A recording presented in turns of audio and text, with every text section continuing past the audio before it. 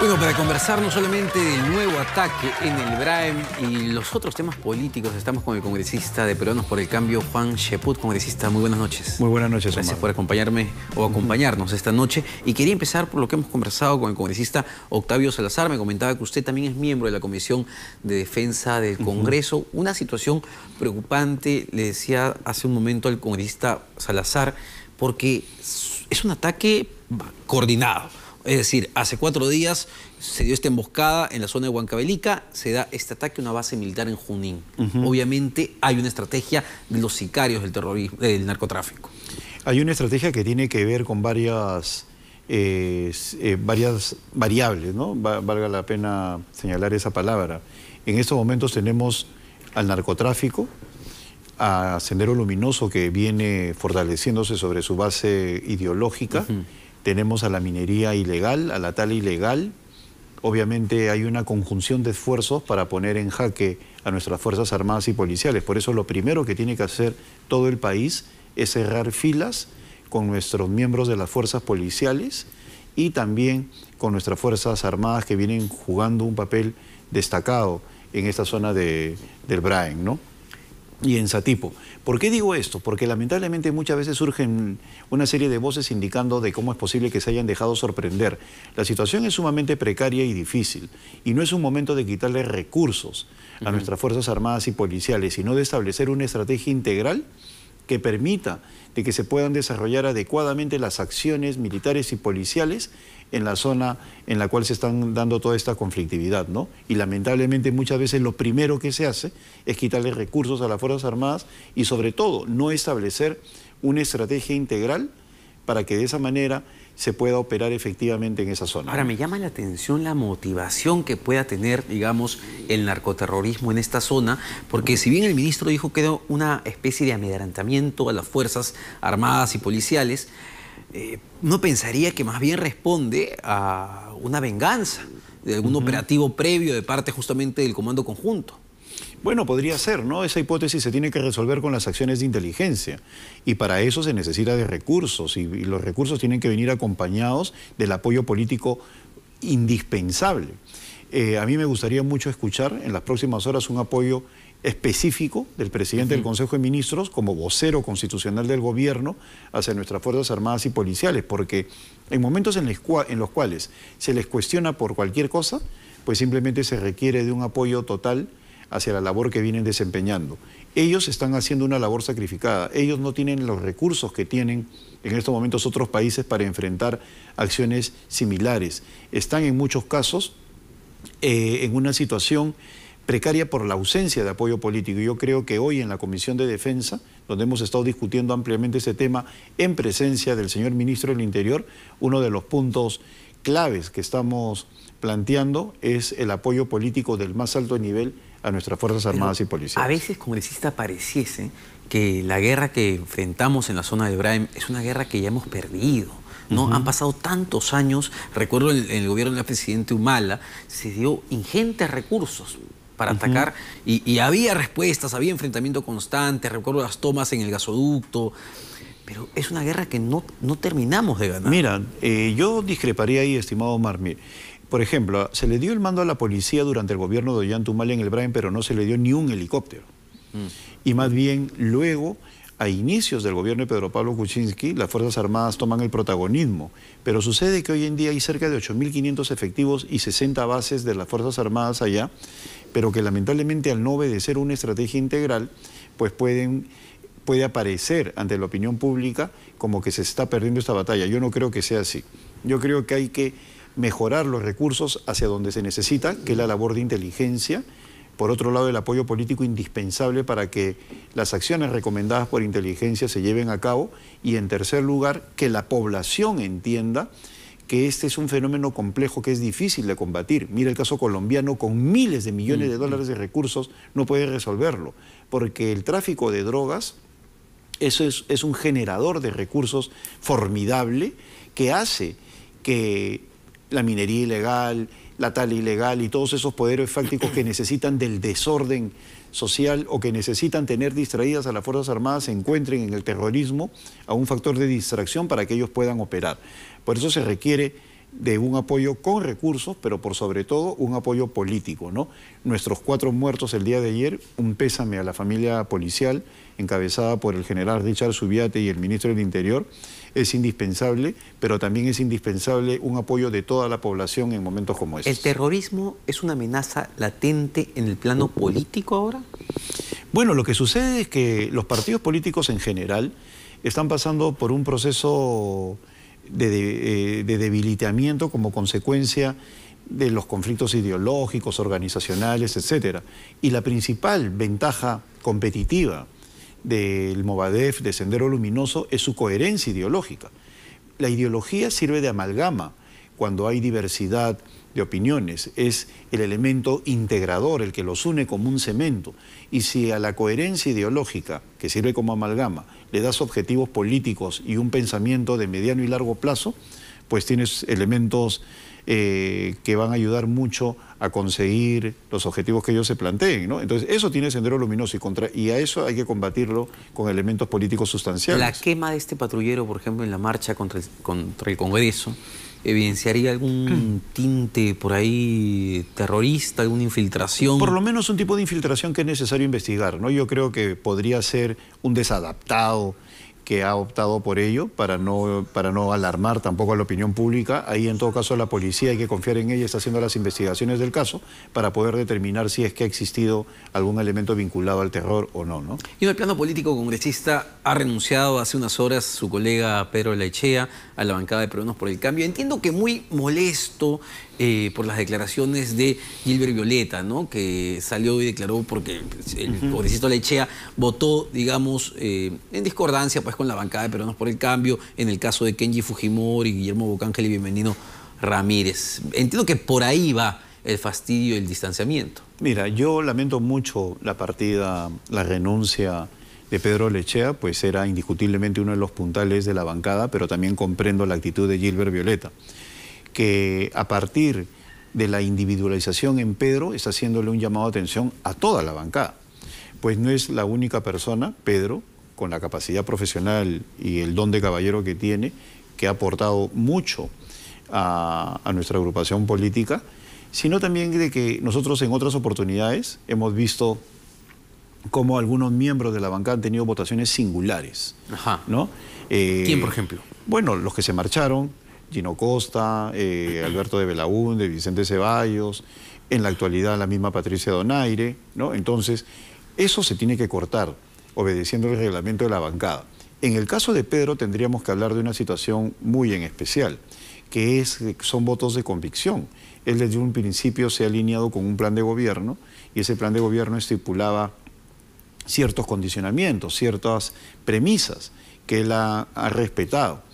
Y en su calidad de empresario profesional, que nunca ocultó, obviamente él mantiene discrepancias con algunas posiciones del gobierno que no van de la mano con lo que él piensa. Entonces, no es que lo justifique, sino que lo comprendo.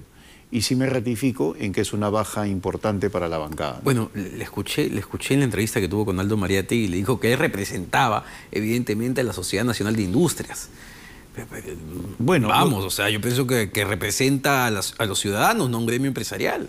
Bueno, yo creo que él representa a los ciudadanos y tal vez lo que ha querido decir Pedro es de que sus votantes vienen de un sector que cree en el empresariado. Mira, cada uno de nosotros tiene un nivel de representación. Hay personas que están representadas en determinados sectores sociales o en gremiales. Y no olvidemos de que no sería la primera persona que llega al Congreso como parte de un factor de representación empresarial. Hay muchísimos casos, tanto desde la mediana empresa hasta la gran empresa, ¿no? Mencionarlo sería ocioso. Entonces, no hay nada malo en ese efecto de sinceridad de Pedro. Él, obviamente, nace a la política viniendo del empresariado y es obvio que la mayoría de sus votos vienen de ese sector, o sea, no es una cuestión que lo descalifique. Lo que sí creo es que muchas veces, en general, y no solamente por Pedro, las personas que no tienen formación política se olvidan de que en materia de agrupaciones políticas tenemos que plantear nuestra posición y luego alinearnos con la decisión del colectivo. Yo en más de una oportunidad he señalado mis discrepancias al interior de la bancada, pero sin embargo cuando la bancada toma una posición, pues tengo que acomodarme a ella y hacer de mis postulados, un eje que tengo que guardar en ese momento, ¿no? Ha habido votaciones en los últimos días que yo no he compartido, pero que disciplinadamente he tenido que cumplir, ¿no? ¿Estuvo bien que el congresista Violeta le diese ese jalón de orejas de manera pública? Mira, yo no puedo cuestionar a mi vocero por una sencilla razón. Yo creo de que, comprendiendo la actitud del vocero de la bancada, del llamado a la disciplina, él puede tener el mecanismo que crea conveniente y yo se lo diré en persona si estoy de acuerdo o no. Mal haría yo en criticar que alguien ha hecho una cuestión pública, haciéndolo yo también públicamente, ¿no? Yo prefiero dejarlo esto en la reserva que exige una situación como esta. Lo que sí puedo hablar es que comprendo ambas situaciones. La de Pedro, persona muy calificada de la bancada que ha decidido marcharse, y la de Gilbert, que tiene el encargo de honrar la disciplina en la agrupación, ¿no? Pues que simplemente ya, digamos, el congresista Lechea se ha acercado mucho a la bancada de Fuerza Popular, tanto así en sus votaciones, ¿no? No, yo creo que no. Mira, Pedro Lechea ha sido un activo de la bancada para la negociación del primer presupuesto. Los que hoy lo critican como que está cerca del fujimorismo se olvidan que cuando se le necesitaba por esa relación amical que puede haber tenido con algún personaje del fujimorismo o cierta cercanía, le sirvió al gobierno para establecer los mecanismos necesarios para sacar adelante el presupuesto. O sea, ahí sí era bueno y ahora es malo, ¿no? Entonces, él ha cumplido un rol importante, sobre todo en materia presupuestal y económica. Sin embargo, en los últimos días ha habido elementos que para él han sido antagónicos con lo que él piensa o chocantes con sus postulados, ¿no? El tema de la alimentación saludable, por ejemplo, los octógonos, ¿no? Cosas de ese tipo. Obviamente hay una posición empresarial y una posición sanitario, de salubridad, ¿no? Entonces, allí, obviamente, él opta por su sector, él se debe a sus votantes y por lo tanto es comprensible lo que puede haber hecho. En nuestro caso, lo que nos toca como políticos es honrar la disciplina de la bancada y defender los postulados del gobierno. El gobierno ha observado una ley y nosotros tenemos que ir en la línea de esa observación. Entonces, él tiene derecho a manifestar su desagrado y expresarlo con una renuncia, ¿no? Que lamentamos, pero que está dentro de su esquema que él cree debe honrar, ¿no? Y que hace más complicado, entiendo, que haya, digamos, una mesa directiva ya no presidida por el fujimorismo, ¿no? Me parece que... Esa es otra cosa, Omar. Yo sí creo que eso es indispensable para recuperar la imagen del Parlamento y sobre todo recuperar un espacio de prestigio del Congreso que sí lo tiene. ¿Pero tienen los votos? Mira, yo creo que en 45 días muchas cosas pueden suceder. Inclusive en el caso de Kenji Fujimori, guardando las tremendas distancias que hay con el Cid campeador, puede dar batallas después de muerto, ¿no? Como el Cid. ¿Y a qué quiero decir con esto? Que su salida, su eventual suspensión, no significa que deje de tener influencia sobre los 59 que se han quedado. Vamos a ver cómo van a reaccionar ante el fallo de la Corte Interamericana de Derechos Humanos, ¿no? En el caso de Alberto Fujimori, eso puede significar de que haya un desgajamiento adicional de 5 o 6 personas en el fujimorismo. O sea, no demos las cosas por cantadas anticipadamente. Aún más, el mismo congresista Gilbert Violeta, persona a la cual aprecio, señalaba en su momento, ya tenemos los 43 votos, no pasa nada con PPK. ¿Y dónde está PPK en estos momentos? Entonces, de acá al 25 de julio que se define la mesa directiva, hay mucho pan por rebanar y yo creo que es indispensable por la salud política del país que el fujimorismo deje la mesa directiva. Personalidades en la oposición parlamentaria existen, con trayectoria política, como para poder ocupar la presidencia del Parlamento. Bueno, y más ahora que nunca, ¿no? Uno ve la última encuesta de Ipsos, más allá de las personas, el Congreso sale con solo 14% de aprobación. Claro, y el fujimorismo debe pensar en ello, ¿eh? Porque el fujimorismo es gran responsable de ese deterioro de la imagen.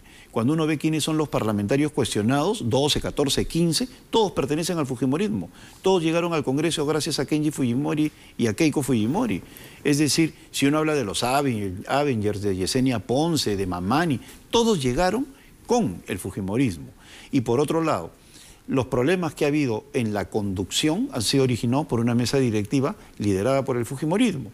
Entonces, Keiko Fujimori tiene que pensar en su opción electoral del 2021 o continuar con este lastre que significa el Parlamento. ¿Cuán peligroso es que evidentemente esta desaprobación sigue en aumento y faltan 3 años. Claro, falta un por eso, montón mira, de tiempo. En estos momentos hay otro escándalo adicional, que funcionarios públicos, claro, pagados con el dinero de todos los peruanos, se dedican a hostigar, a insultar, a maltratar a los parlamentarios, olvidando el concepto del respeto, ¿no? Entonces a mí me da risa que ellos digan, no, en horas de oficina yo no hago nada y a partir de las 5 insulto al parlamentario.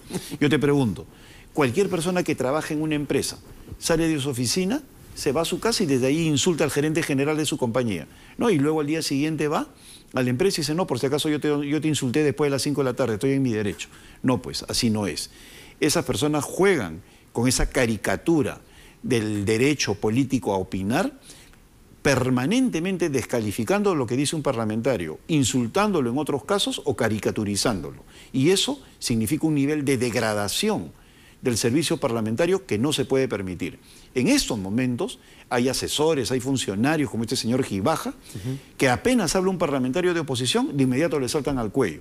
Entonces, eso es otro síntoma de deterioro del Parlamento que no se puede permitir. No solo eso, leí una noticia de hoy de La República que decía que el propio jefe de seguridad, el señor Gibaja, amenazó al presidente. Así es, eso deberían haberlo votado. Pero tenga cuidado, presidente. Pero no solamente Vizcarra, es eso. Insultan a los vicepresidentes o a la vicepresidenta, descalifican a los parlamentarios que estamos allí. O sea, ellos se olvidan que ellos son funcionarios públicos, serán asesores, lo que sea, pero están insultando a personas elegidas por el pueblo peruano.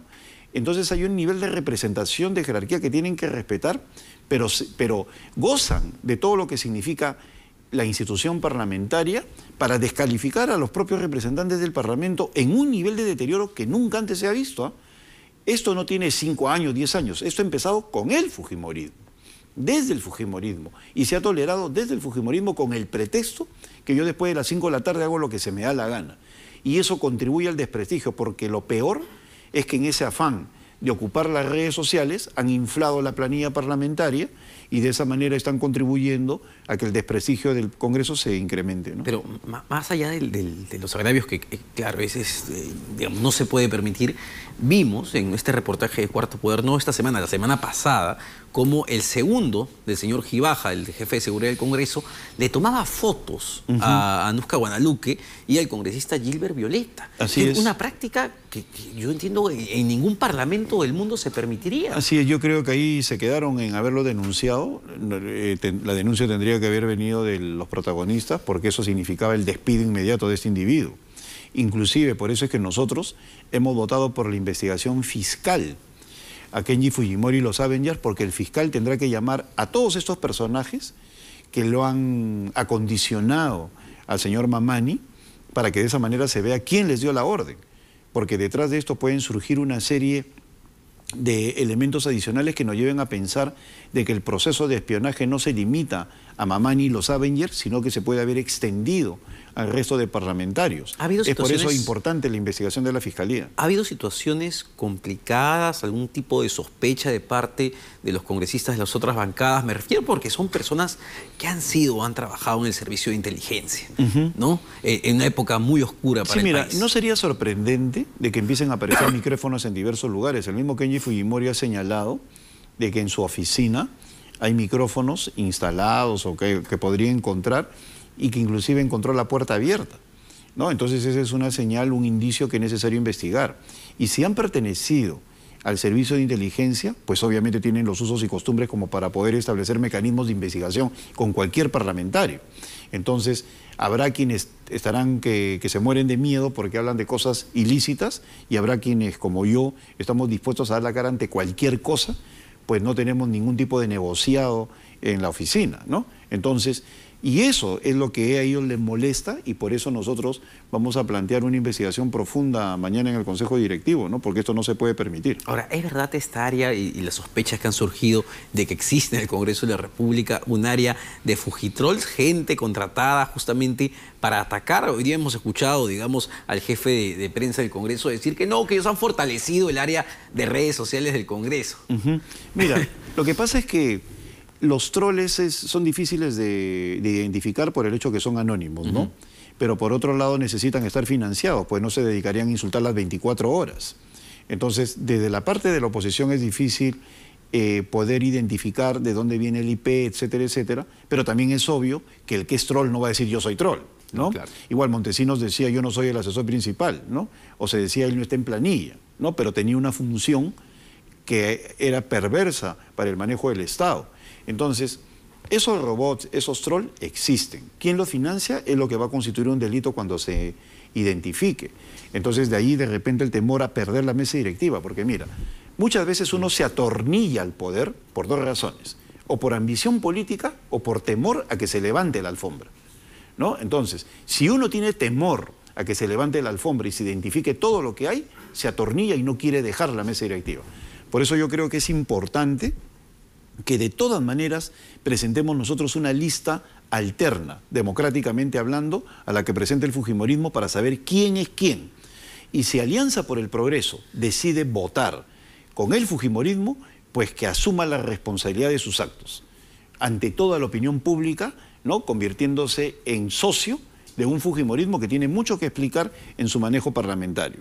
Por eso es importantísimo presentar una lista alterna, así se pierda. ¿No ha sido transparente la gestión del presidente del Congreso, Lucho Galarreta? Mira, yo creo de que él ha sido sobrepasado por duendes que están alrededor, ¿no? Por asesores externos, ¿no? Por un manejo desde fuera del Congreso. Tanto Luis Galarreta como Luz Salgado son personas con amplia trayectoria política y yo creo que en muchos casos dependen mucho de los asesores externos, que son los que quieren utilizar al Congreso de la República como una prenda burocrática, ¿no? Como un espacio en el cual pueden hacer de la burocracia el método de financiamiento de sus cuadros políticos. Ahora, para terminar, por el otro lado, el Ejecutivo, el presidente, no se acabó la luna de miel, obviamente. La última encuesta muestra cómo la desaprobación del presidente ha aumentado. Pero eso corrobora lo que dije en tu programa la vez pasada que conversamos los dos, que nos olvidemos del Mundial.